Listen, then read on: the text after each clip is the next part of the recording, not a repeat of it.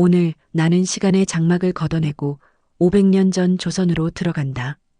그곳에서 두 여인의 목소리를 듣기 위해서다. 신사임당과 허난설원. 이 두 이름은 조선시대 여성 문학을 대표하는 쌍벽이다. 조선시대 여성은 말할 수 없었다. 사랑도, 분노도, 슬픔도 직접 표현할 수 없었다. 하지만 진정한 예술은 억압을 뚫고 피어난다. 신사임당과 허난설원은 자연이라는 은유를 빌려 한시라는 형식을 통해 자신들의 내면을 세상에 새겼다. 그들의 시 한 줄 한 줄에는 말하지 못한 것들이, 드러낼 수 없었던 것들이, 그러나 반드시 전해져야 할 것들이 응축되어 있다. 나는 오늘 두 시인의 감정을 희노애의 렌즈로 들여다보기로 했다. 신사임당의 유곡문답에서는 기쁨을, 상사별곡에서는 슬픔을, 유정에서는 사랑을 읽어낼 것이다. 허난설원의 몽유도원시에서는 기쁨을, 곡자에서는 슬픔을, 봉선화에서는 사랑을 발견할 것이다. 같은 감정이라도 신사임당의 시는 절제되고 은밀하다. 말하지 않음으로써 더 깊이 말한다. 반면 허난설원의 시는 더 직접적이고 격렬하다. 억눌린 감정이 터져나오는 듯하다. 한 사람은 침묵으로, 다른 사람은 외침으로 자신의 영혼을 표현했다.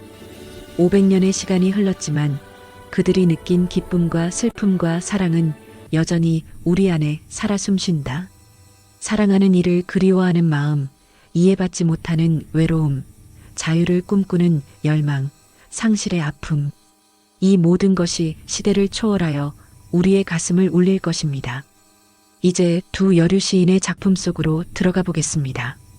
그들의 시적 감성을 훔쳐보고 한국 여류 문학에 숨겨진 보석들을 발견하며 우리 자신의 마음까지 밝아지는 시간이 되기를 바랍니다. 오늘 방문해 주신 모든 분들께 항상 행복한 일이 가득하시길 기원합니다. 시작하기 전에 구독과 좋아요는 한 번씩 꼭 부탁드립니다. 지금부터 억압 속에 피어난 꽃, 신사임당과 허난설원의 희노애 시 파헤쳐보기를 시작하겠습니다.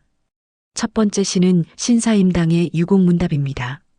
유곡 하유 유곡심 웅계백일조 삼삼 산중자 유천년수 개반 장부백 장금 불식인간 영여역 긍장심 사문지음 그윽한 골짜기여 어찌 이리 깊으냐 구름이 거치니 밝은 햇살이 내려비춥니다. 빽빽한 숲에 환하게 비추는구나. 산 속에는 스스로 천년 묵은 나무가 있습니다. 시내 가에는 검은고 선율이 흐르네. 길게 떠 있는 듯한 소리입니다. 인간 세상의 영화와 치욕은 알지 못합니다. 어찌 내 마음을 세속 사람에게 물으리오.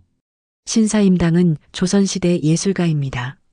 율곡 이이의 어머니로 유명하지요. 1504년에 태어나 1551년에 세상을 떠났습니다. 16세기 조선은 성리학이 강했습니다. 여성의 사회활동은 많이 제한되었지요. 신사임당도 여성이라는 이유로 제약을 받았습니다. 과거 시험도 볼 수 없었습니다. 관직에 나갈 수도 없었지요. 강릉이 고향인 그녀는 서울로 시집갔습니다. 고향과 어머니를 늘 그리워했습니다. 시댁 생활과 자녀 양육 사이에서 고민했지요. 예술에 대한 열정도 포기할 수 없었습니다. 이 시는 그런 갈등을 담고 있습니다. 자연 속에서 정신적 해방을 찾았습니다. 첫째 구절. 그윽한 골짜기여 어찌 이리 깊으냐. 시는 깊은 골짜기에 대한 물음으로 시작합니다. 그윽할 유자를 2번 반복했습니다. 깊이를 더욱 강조하는 표현이지요. 이는 물리적 깊이만이 아닙니다. 정신적이고 철학적인 깊이를 뜻합니다. 물음의 형식이지만 감탄을 담았습니다. 자연에 대한 찬미가 느껴집니다. 둘째 구절. 구름이 걷히면 밝은 햇살이 비춥니다. 구름이 걷히고 햇빛이 숲을 비춥니다. 어둠 속에서 빛이 드러나는 장면이지요. 이는 진리의 깨달음을 상징합니다. 사물의 이치를 깨닫는 순간입니다. 알매 이르는 과정을 보여줍니다. 셋째 구절. 산속에는 천년 묵은 나무가 있습니다. 스스로 있다는 표현이 핵심입니다. 인위적인 손길이 필요 없다는 뜻이지요. 자연은 스스로 완성되고 영원합니다. 천년수는 자연의 영속성을 상징합니다. 변하지 않는 진리를 의미하기도 합니다. 세속의 영육과 무관하게 살아가는 모습입니다. 군자의 자세를 나무에 비유했습니다. 넷째 구절. 신의 가에는 검은고 선율이 흐릅니다. 시적 상상력이 돋보이는 구절입니다. 100길이나 되는 검은고라는 표현이 나옵니다. 이는 실제 악기가 아닙니다. 계곡물 소리를 검은고 소리에 비유했지요. 물소리가 긴 선율처럼 흐른다는 뜻입니다. 검은고는 선비 문화의 상징입니다. 자연 속에도 고상한 예술이 있습니다. 자신을 이해해줄 벗을 찾는 마음입니다. 다섯째 구절. 인간 세상의 영화와 치욕은 모릅니다. 여기서 시의 분위기가 바뀝니다. 다음 네 구절은 자연을 묘사했습니다.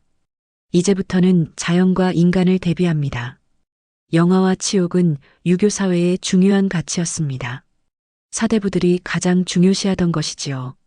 하지만 화자는 이를 알지 못한다고 합니다. 세속적 가치를 초월하겠다는 선언입니다. 진정한 자유를 추구하는 태도입니다. 여섯째 구절. 어찌 내 마음을 세속에 물으리요. 반어적 물음으로 시를 마무리합니다. 속세 사람들에게 심사를 털어놓을 수 없습니다. 신사임당이 느낀 고독이 담겨 있습니다. 당대 여성으로서의 소외감이 느껴집니다. 뛰어난 재능을 인정받지 못했습니다. 자신의 능력을 펼칠 수 없었던 한탄입니다. 유곡문답은 조선시대 여성 문학의 수작입니다. 당시 여성 시인들은 주로 가정을 노래했습니다. 계절의 변화를 읊은 작품이 많았지요. 하지만 이 작품은 철학적입니다. 정신적 자유라는 보편적 주제를 다룹니다.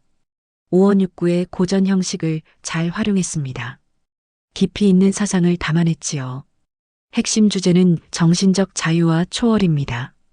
유교 질서 속에서 제약을 받았습니다.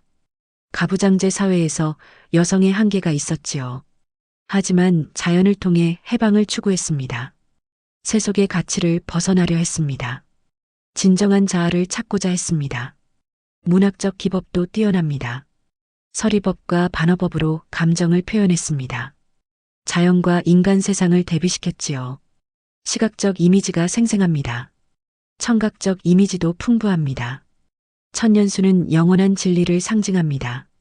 검은고는 고상한 문화를 뜻합니다. 영육은 세속적 가치를 의미하지요. 짧은 시 속에 풍부한 이미지가 있습니다. 깊은 철학을 응축시켰습니다. 자연 묘사는 구체적이면서 상징적입니다. 감정 표현은 절제되어 있으면서 진솔합니다. 마지막 구절의 고독한 울림이 깊습니다. 독자의 가슴을 파고듭니다. 단순한 자연 예찬이 아닙니다. 한 여성 예술가의 고뇌가 담겼습니다. 초월하려는 의지가 예술로 승화되었습니다. 현대를 사는 우리에게도 의미가 있습니다. 세속적 성공과 실패에 휘둘리기 쉽습니다. 타인의 평가가 중요해 보입니다. 하지만 본질적 가치를 되찾아야 합니다. 자연 속에서 진정한 자아를 발견해야 합니다. 억압된 상황에서도 자유를 추구했습니다. 예술과 정신적 자유를 포기하지 않았지요. 오늘날 우리에게도 영감을 줍니다. 자신의 길을 찾아가는 이들에게 힘이 됩니다. 다음은 허난설원의 몽유도원 시입니다. 계상도와 심리홍, 화신무로 마제통, 부지신입 청울리, 의시성가 구동중, 만수아비 춘효월, 천산조어 석양풍, 인간오경 무다득, 막향진환 연해궁, 내를 따라 심리나 펼쳐진 붉은 폭사꽃, 꽃이 너무 짙어 길조차 없건만 말발굽은 통한다. 스스로가 푸른 구름 속에 든 줄도 모른 채 혹시나 신선들이 사는 옛 동굴에 든 것은 아닐까? 수만 그루의 꽃잎은 봄 새벽달 아래 날리고 천겹산마다 저녁 바람 속 새소리가 가득하다. 인간 세상에 이런 좋은 풍경 다시 얻기 어렵거늘 부디 속된 세상에서 헛되이 사랑과 욕망에 집착하지 말지어라. 허난설원은 조선 중기의 천재 시인입니다. 1563년에 태어나 1589년에 세상을 떠났습니다. 27의 짧은 생애를 살았지요. 강릉 출신의 명문가 딸로 태어났습니다. 어려서부터 시와 글에 뛰어난 재능을 보였습니다. 오빠 허봉, 남동생 허균과 함께 문제를 떨쳤지요. 하지만 그녀의 인생은 행복하지 않았습니다. 15세 결혼했지만 시집 생활이 매우 괴로웠습니다. 남편은 그녀의 재능을 전혀 이해하지 못했지요. 사랑하는 아들과 딸을 차례로 모두 잃었습니다. 깊은 슬픔과 좌절 속에서 평생을 살아야 했습니다. 이 시는 도연명의 도화원 이야기를 바탕으로 지었습니다. 복사꽃이 가득 핀 이상향을 꿈꾸며 쓴 작품이지요. 현실의 고통에서 벗어나고 싶었던 마음이 담겼습니다. 자유롭고 아름다운 세계를 간절히 동경했던 것입니다. 꿈속에서라도 평화를 찾고자 했던 심정이 느껴집니다. 첫째 구절. 내를 따라 심리나 펼쳐진 붉은 복사꽃. 시는 복사꽃이 가득 핀 계곡으로 시작합니다. 심리는 약 4km 정도의 거리입니다. 끝없이 펼쳐진 복사꽃 풍경을 그려냈지요. 홍자를 사용하여 붉은색을 강조했습니다. 생명력이 넘치는 봄의 이미지를 표현했습니다.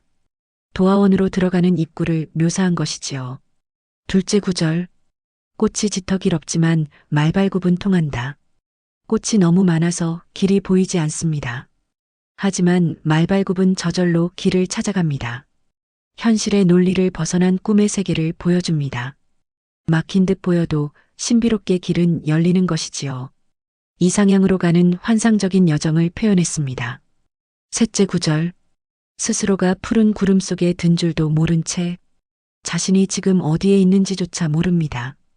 푸른 구름은 신선히 사는 세계를 상징하지요. 현실과 환상의 경계가 완전히 사라진 상태입니다. 무아지경의 황홀한 상태에 빠져든 것입니다. 속세를 완전히 벗어난 느낌을 표현했지요. 넷째 구절. 혹시나 신선들이 사는 옛 동굴에 든 것은 아닐까? 여기가 신선 세계가 아닐까 의심하는 장면입니다. 도화원은 신선들이 살아가는 곳으로 알려졌지요. 구동은 오래된 신선의 거처를 의미합니다. 현실이 아닌 초월적 공간임을 암시하는 표현입니다. 꿈과 현실의 경계를 모호하게 만드는 효과가 있습니다. 다섯째 구절. 수만 그루의 꽃잎은 봄 새벽달 아래 날리고 화려하고 환상적인 장면을 그려내고 있습니다. 만 그루의 꽃이 동시에 흩날리는 모습이지요. 봄 새벽 달빛 아래의 아름다운 풍경입니다. 시각적으로 매우 몽환적인 이미지를 만들어냅니다. 신선 세계의 초현실적 아름다움을 표현했습니다. 여섯째 구절. 청겹산마다 저녁 바람 속 새소리가 가득하다. 여기서는 청각적 이미지가 더해지는 부분입니다. 수많은 산에서 새들이 노래하는 소리가 들립니다. 저녁 바람이 불어오는 평화로운 시간이지요. 시각과 청각의 이미지가 완벽한 조화를 이룹니다. 자연이 만들어내는 완벽한 교향곡을 표현했습니다. 일곱째 구절. 인간 세상에 이런 좋은 풍경 다시 얻기 어렵거늘. 여기서 꿈에서 현실로 돌아오는 전환이 일어납니다. 이런 아름다운 풍경은 다시 보기 어렵다는 것이지요. 도화원은 꿈속에서만 존재하는 세계입니다. 현실의 고통스러운 삶과 대비되는 순간입니다. 허무함과 깊은 아쉬움이 느껴지는 구절이지요. 여덟째 구절. 부디 속된 세상에서 헛되이 사랑과 욕망에 집착하지 말지어라. 시의 결론이자 독자에게 전하는 교훈입니다. 속된 세상에 집착을 버리라는 메시지를 담았지요. 사랑과 욕망은 고통의 근본 원인이라는 것입니다. 허난설원 자신의 경험에서 우러나온 말이지요. 현실의 번뇌에서 벗어나라는 간절한 당부입니다. 몽유도원 시는 조선시대 여성시의 걸작입니다. 허난설원의 뛰어난 문학적 재능이 잘 드러나지요. 칠원율 시의 형식을 완벽하게 구사한 작품입니다. 깊이 있는 사상을 아름답게 담아냈습니다. 핵심 주제는 이상향에 대한 간절한 동경입니다. 현실의 고통에서 벗어나고 싶었던 것이지요. 자유롭고 아름다운 세계를 꿈꾸었습니다. 하지만 그것이 불가능함을 알고 있었습니다. 꿈과 현실 사이의 괴리를 잘 표현했지요. 문학적 기법이 매우 뛰어난 작품입니다. 시각적 이미지가 생생하고 화려하게 펼쳐집니다. 청각적 이미지도 풍부하게 활용하였지요. 색채 표현이 특히 아름답게 느껴집니다. 붉은 복사꽃, 푸른 구름, 봄 달빛의 조화입니다. 구조도 매우 치밀하게 짜여 있습니다. 전반부는 도화원으로 들어가는 과정을 그렸습니다. 중반부는 도화원의 아름다움을 묘사했지요. 후반부는 현실로 돌아와 교훈을 전합니다. 기승전결이 명확한 완성도 높은 작품입니다. 도연명의 도화원기를 훌륭하게 계승했습니다. 하지만 단순한 모방에 그치지 않았지요. 허난서런만의 독창적인 해석이 돋보입니다. 여성으로서의 고통과 한이 깊이 담겨 있습니다. 현실에서 억압받은 여성의 목소리가 들립니다. 이 시에는 불교 사상도 담겨 있습니다. 사랑과 욕망에 대한 경계의 메시지가 나옵니다. 집착을 버리라는 가르침을 전하고 있지요.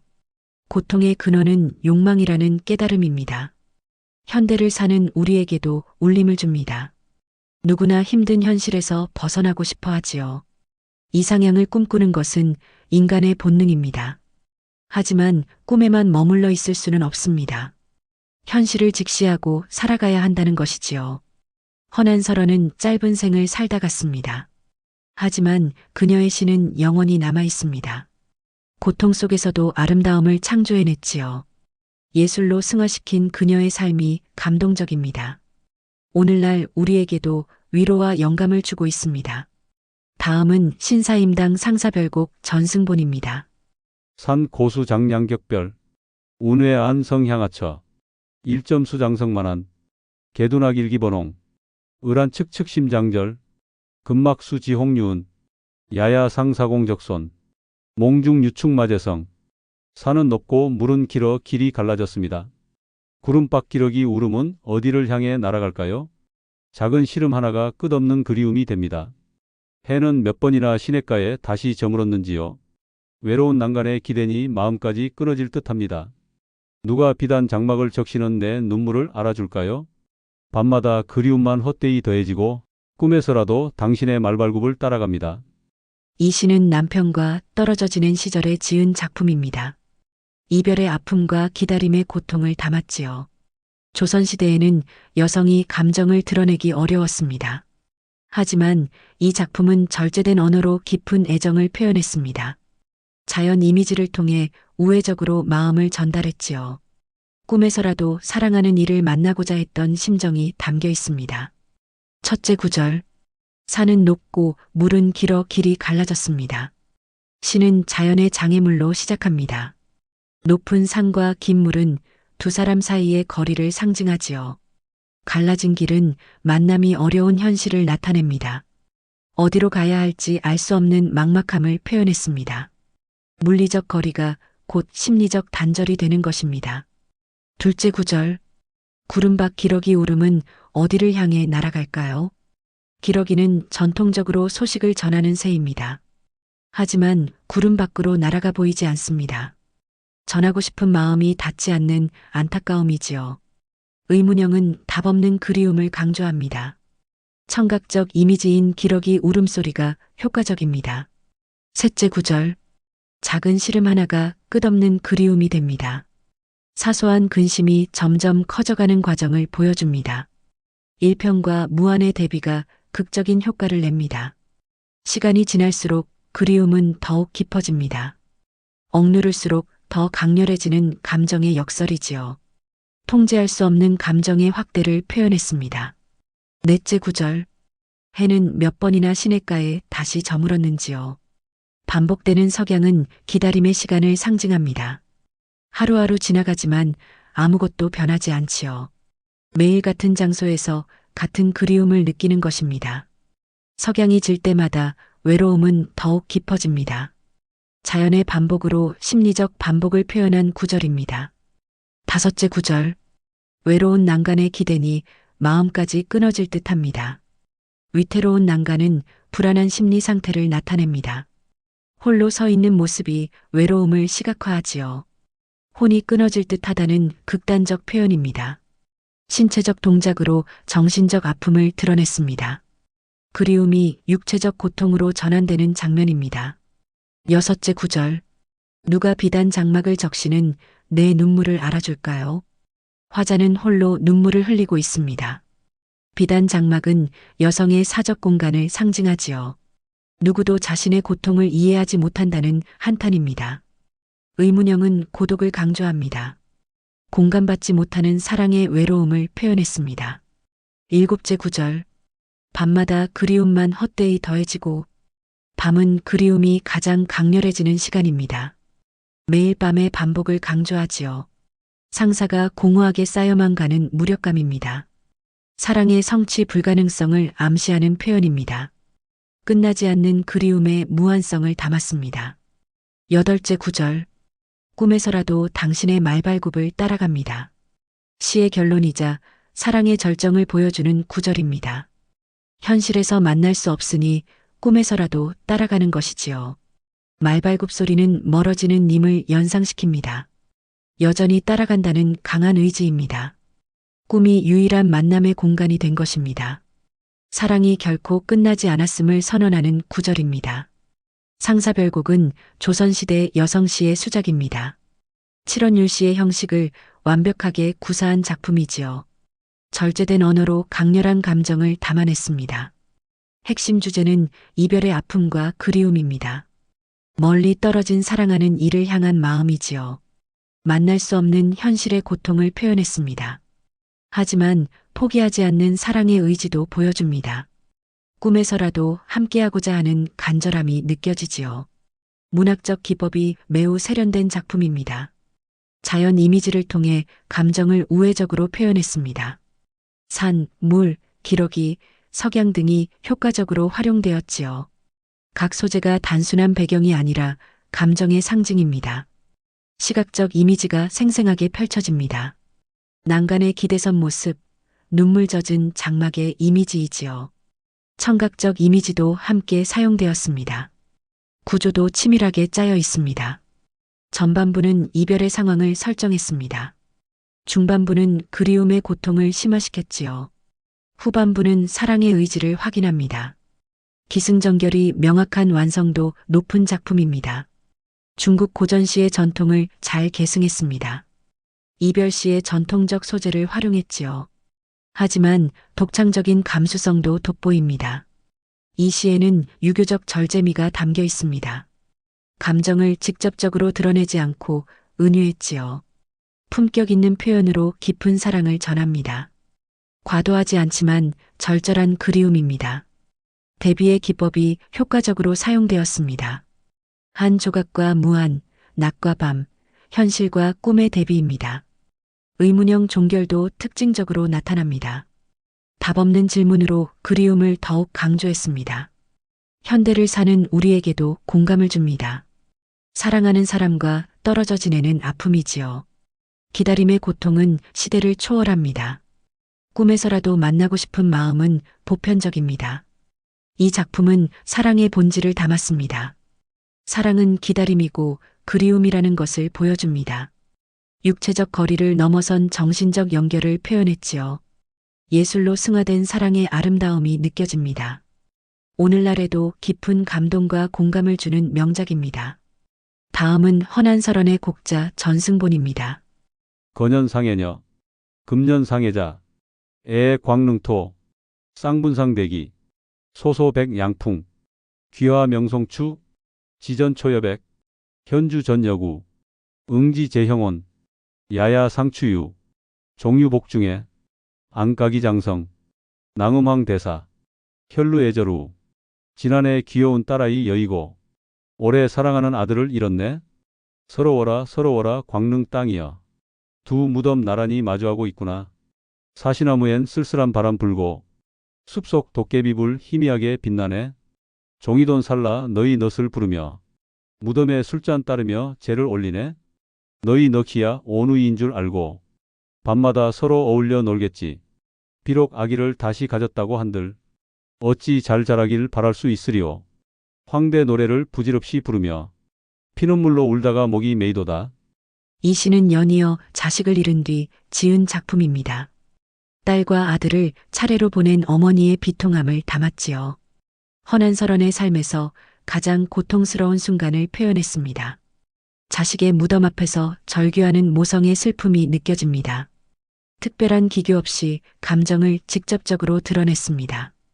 오원고시 형식으로 담담하지만 처절한 비애가 담겨 있습니다. 첫째 구절. 지난해 귀여운 딸아이 여이고 시는 시간적 배경으로 시작합니다. 거녀는 지난해를 뜻하지요. 애녀는 사랑하는 딸을 의미합니다. 상은 죽음을 뜻하는 단어입니다. 첫 구절부터 상실의 아픔을 직접 제시합니다. 딸을 잃은 슬픔을 간결하게 표현했습니다. 둘째 구절. 오래 사랑하는 아들을 잃었네. 금년은 올해를 의미합니다. 애자는 사랑하는 아들이지요. 딸에 이어 아들까지 연이어 잃었습니다. 두 구절의 대구 형식이 비극을 강조합니다. 반복되는 상실의 고통이 느껴집니다. 셋째 구절. 서러워라 서러워라 광릉 땅이여. 애에는 슬픔이 극심한 모습입니다. 같은 말을 반복하여 감정을 강조했지요. 광릉토는 자식들이 묻힌 땅입니다. 장소를 호명하며 슬픔을 토로합니다. 영탄적 어조가 비통함을 더합니다. 넷째 구절. 두 무덤 나란히 마주하고 있구나. 쌍부는 두 개의 무덤을 뜻합니다. 상대기는 서로 마주보고 있다는 의미지요. 남매의 무덤이 나란히 있는 장면입니다. 시각적 이미지가 슬픔을 구체화합니다. 두 자식을 함께 잃은 현실이 드러납니다. 다섯째 구절. 사시나무엔 쓸쓸한 바람 불고 백양은 사시나무를 의미합니다. 소소는 바람 소리를 나타내는 의성어지요. 쓸쓸한 바람이 무덤가를 스칩니다. 청각적 이미지가 황량함을 표현합니다. 자연의 쓸쓸함이 화자의 마음과 겹칩니다. 여섯째 구절. 숲속 도깨비불 희미하게 빛나네. 귀화는 도깨비불을 뜻합니다. 송추는 소나무와 가래나무 숲이지요. 명은 빛난다는 의미입니다. 음산한 무덤가의 분위기를 조성합니다. 죽음의 공간을 시각적으로 그려냅니다. 일곱째 구절. 종이돈 살라 너희 넋을 부르며. 지저는 제사에 쓰는 종이돈입니다. 초여백은 너희 넋을 부른다는 뜻이지요. 죽은 자식들의 혼을 부르는 장면입니다. 재래의식을 통해 그리움을 표현합니다. 산자와 죽은 자의 소통을 시도합니다. 여덟째 구절. 무덤에 술잔 따르며 제를 올리네.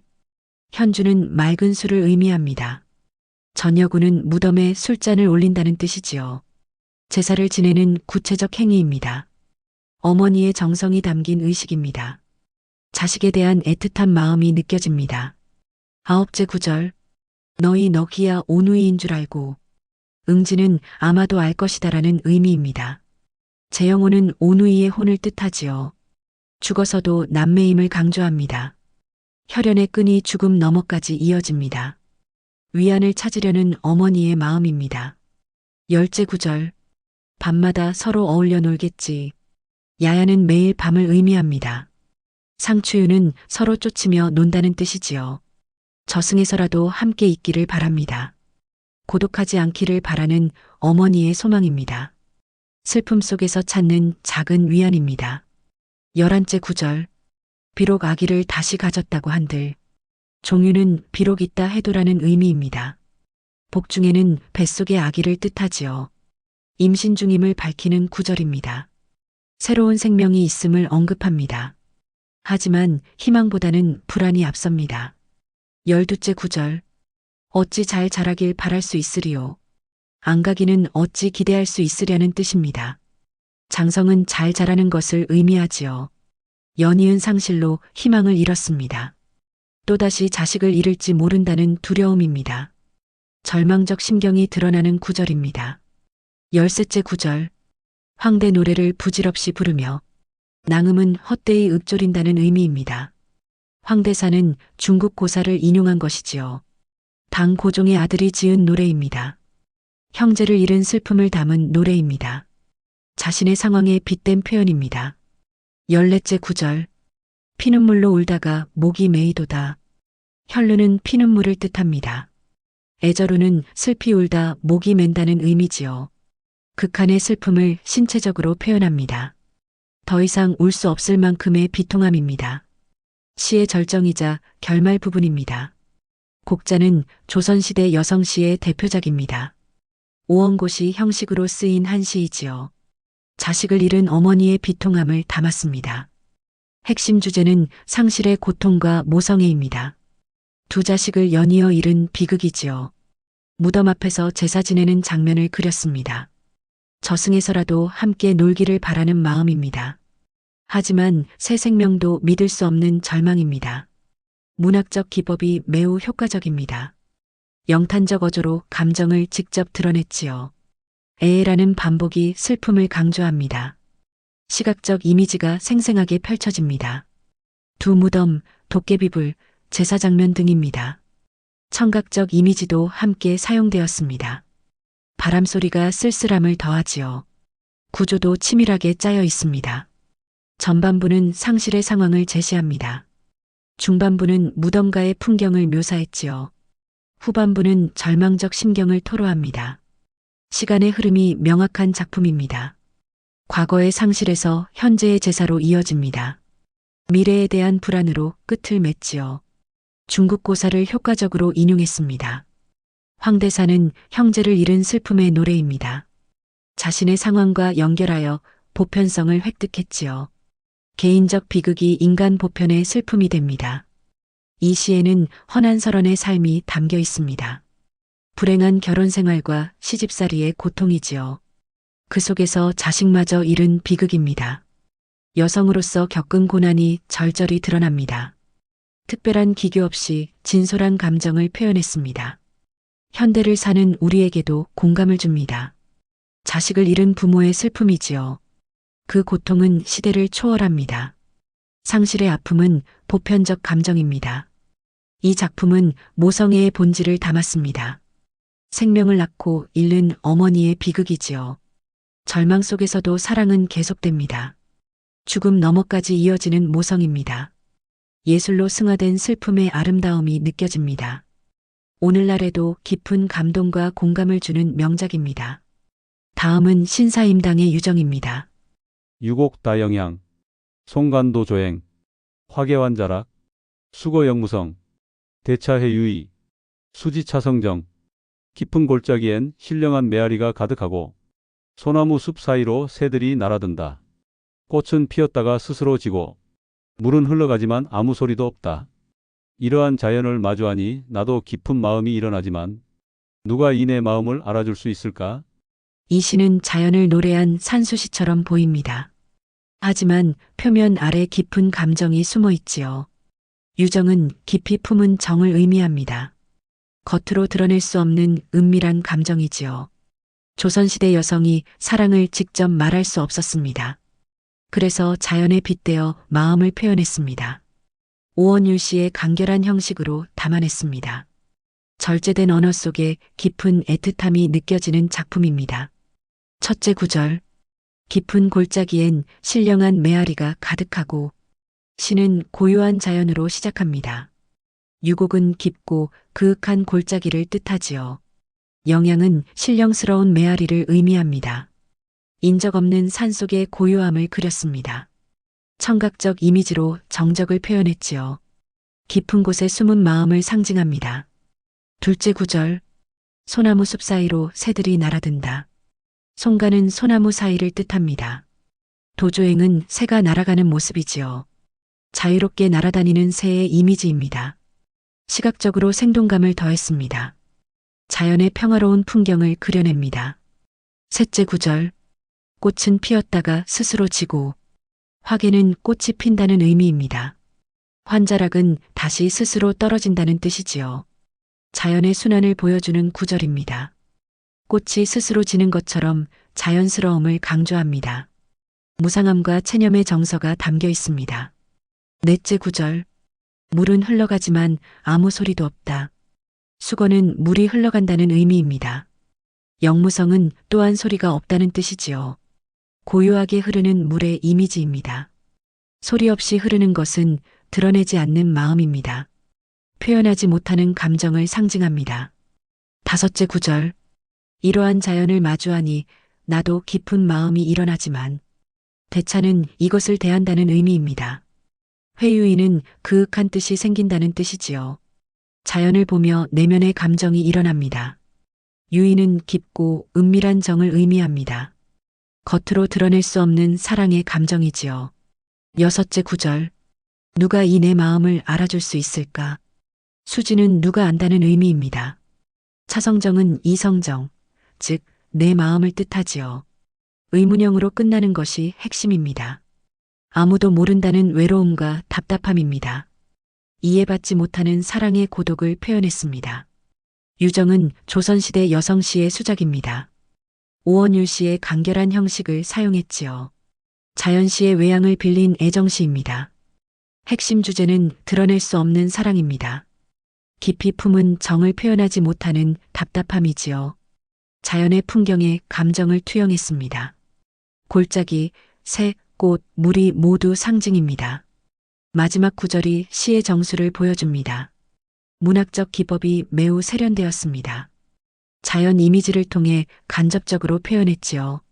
직접적 고백을 피하고 은유를 사용했습니다. 시각과 청각 이미지가 조화를 이룹니다. 메아리, 새의 날갯짓, 지는 꽃, 흐르는 물입니다. 정적인 이미지와 동적인 이미지가 교차합니다. 구조도 치밀하게 짜여 있습니다. 전반부는 자연의 풍경을 묘사합니다. 청각적 이미지로 시작하지요. 중반부는 자연의 순환을 보여줍니다. 꽃과 물의 무상함을 그렸습니다. 후반부는 내면의 감정을 드러냅니다. 자연에서 마음으로 전환되는 구조입니다. 대구법이 효과적으로 사용되었습니다. 첫째와 둘째 구절이 대응하지요. 셋째와 넷째 구절도 대구를 이룹니다. 꽃과 물이라는 자연물의 대비입니다. 피고 지는 것과 흘러가는 것의 병치입니다.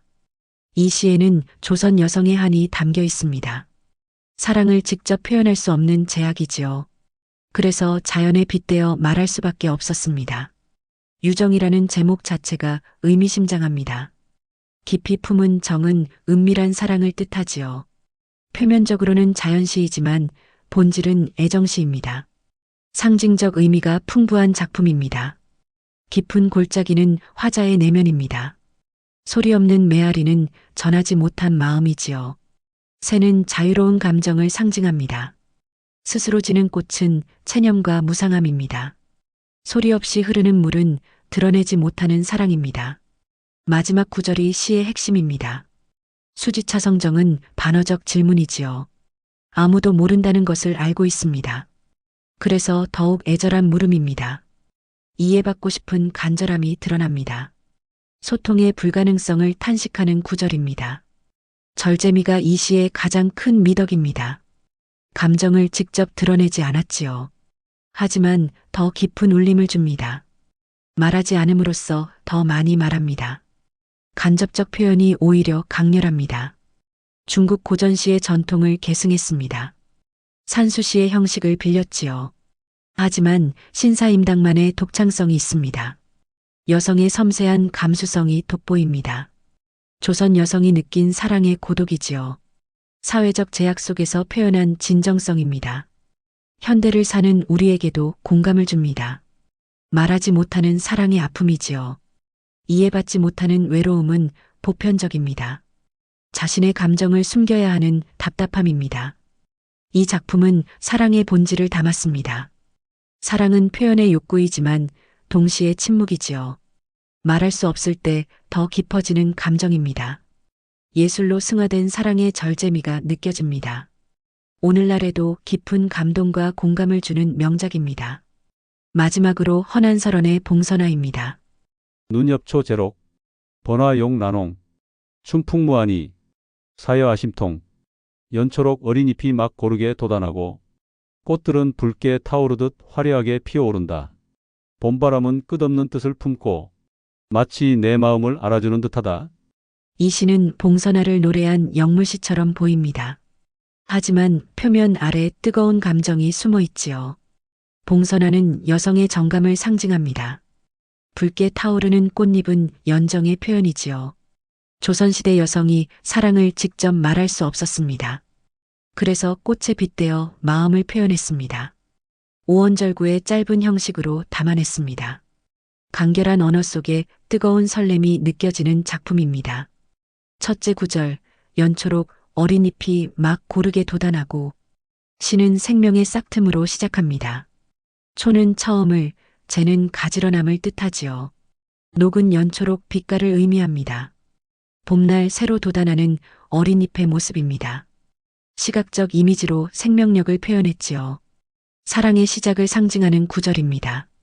둘째 구, 꽃들은 붉게 타오르듯 화려하게 피어오른다. 번화는 무성한 꽃을 뜻합니다. 용란홍은 타오를 듯 붉다는 의미지요. 활활 타오르는 불꽃 같은 이미지입니다. 봉선화의 붉은 색채를 강렬하게 그렸습니다. 감정의 격렬함을 드러내는 표현입니다. 셋째 구, 봄바람은 끝없는 뜻을 품고 춘풍은 봄날의 바람을 뜻합니다. 무한히는 끝없는 의미를 담았다는 뜻이지요. 바람이 마치 의지를 가진 듯합니다. 자연이 감정을 지닌 존재로 의인화됩니다. 화자와 소통하려는 자연의 모습입니다. 넷째 구절, 마치 내 마음을 알아주는 듯하다. 사연은 마치 같다는 의미입니다.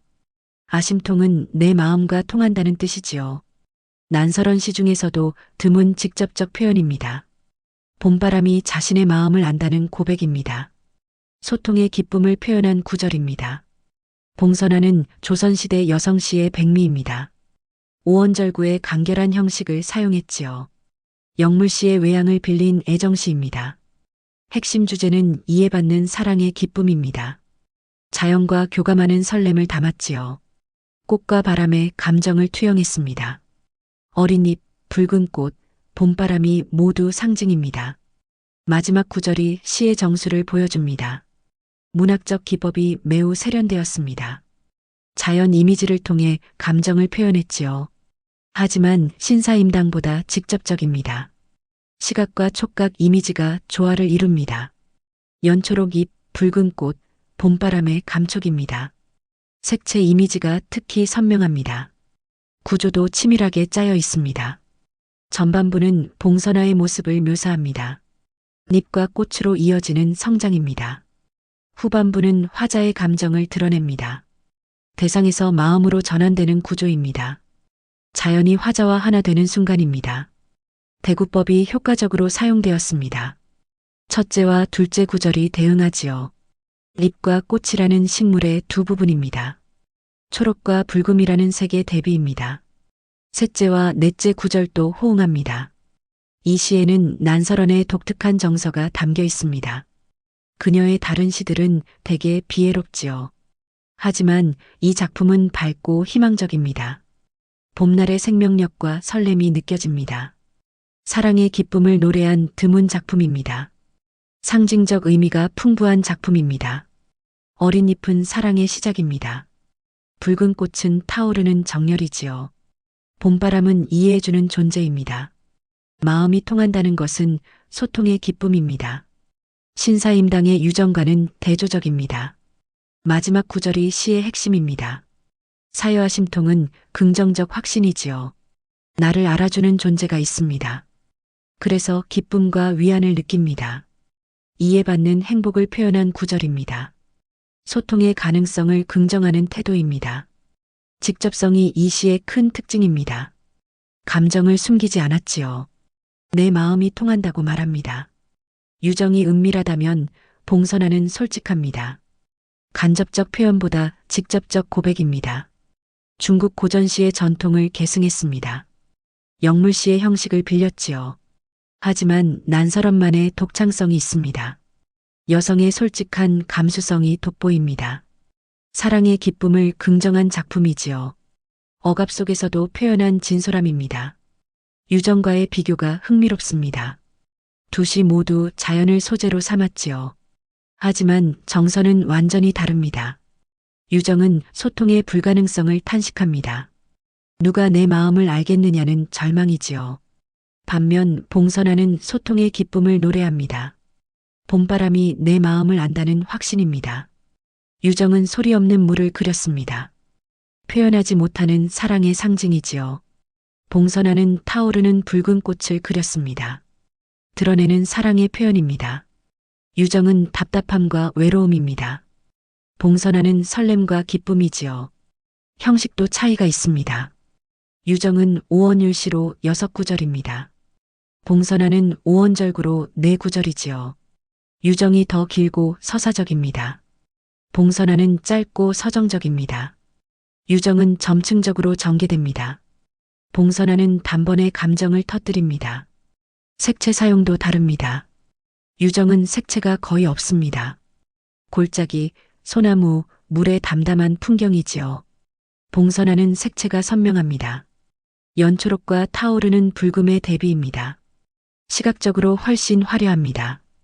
두 시인의 삶도 영향을 미쳤습니다. 신사임당은 현모양처로 인정받았지요. 하지만 내면의 사랑은 숨겨야 했습니다. 허난설원은 불행한 결혼 생활을 겪었습니다. 그래서 더 솔직하게 표현했을 수도 있습니다. 시대적 배경도 고려해야 합니다.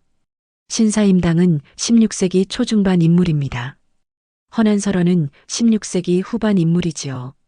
시간이 흐르며 표현이 달라졌을 수 있습니다. 하지만 본질적으로는 개인의 기질입니다.